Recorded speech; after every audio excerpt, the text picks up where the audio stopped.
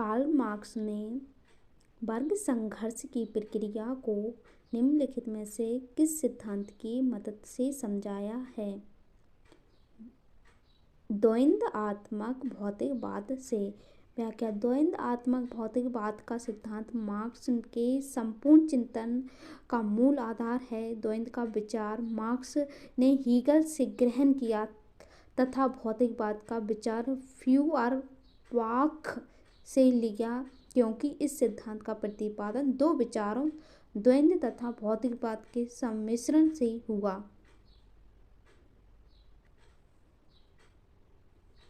इतिहास विगत की राजनीति है, यह कथन किसका है? यह कथन सीले।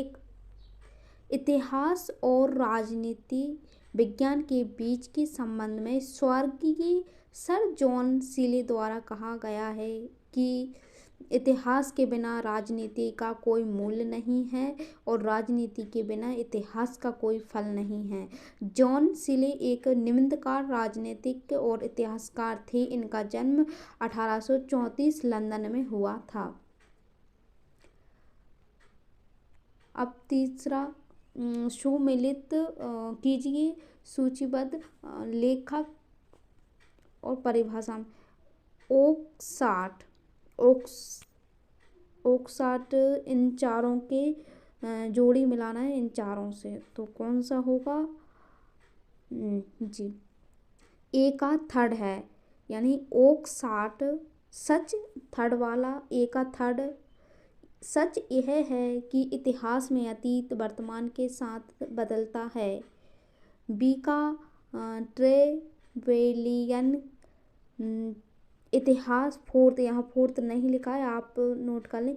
इतिहास का महत्व वैज्ञानिक नहीं है। सी का कॉलिंगवुड का है पहला, संपूर्ण इतिहास विचारों का इतिहास है। डी का है दूसरा, ब्यूरी का है इतिहास स्वतः मात्र एक विज्ञान है, इससे कम नहीं और इससे अधिक नहीं। किस इतिहास दर्शन शास्त्री ने कहा था समस्त इतिहास समकालीन इतिहास है? किस अर्थशास्त्री ने कहा था? बेनेडिक्टो क्रोचे ने।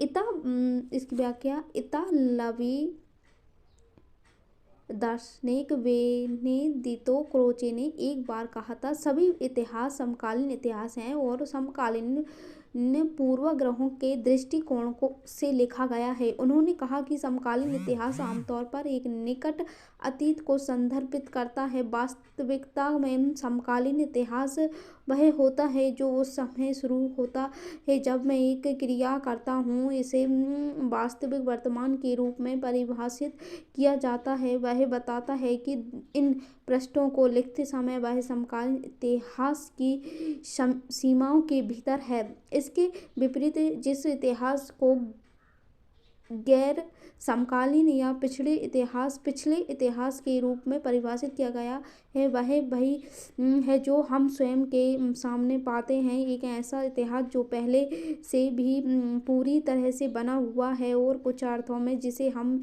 अलग नहीं कर सकते। इतिहास अतीत एवं वर्तमान के बीच अंतहीन वार्ता है। यह किसने कहा है? ये किसने कहा था? E.H. कार ने। इतिहास अतीत एवं वर्तमान के बीच अंतहीन वार्ता है, यह E.H. कार ने कहा था। एडवर्ड हलेट को कार की उपाधि ब्रिटिश साम्राज्य के आदेश अनुसार दी गई थी। वे एक यथार्थवादी थे लेकिन बाद में मार्क्सवादी बन गए। वे एक प्रसिद्ध ब्रिटिश इतिहासकार, पत्रकार, अंतर्राष्ट्रीय संबंधों के विचारक और इतिहास के भीतर अनुभववाद के एक प्रतिद्वंदी के रूप में जाने जाते हैं। तिथियों के साथ प्रयुक्त होने वाला BC किसका संक्षिप्त अक्षर है? बिफोर क्राइस्ट का। बीसी का फुल फ्रॉम बिफोर क्राइस्ट होता है। बीसी का मतलब ईसा मसीहा के जन्म के पहले से। तिथियों के समाप्त प्रयुक्त होने वाले ईडी का पूर्ण रूप क्या होता है? एनो डोमिनी। एनो डोमिनी है ईडी का फुल फॉर्म। मसीह के जन्म के बाद की तारीख। ईसा मसीहा के जन्म के बाद की तारीख। वर्ष 50 ईस्वी पूर्व है। 150 ईस्वी पूर्व के बाद। वर्ष 2005 सॉरी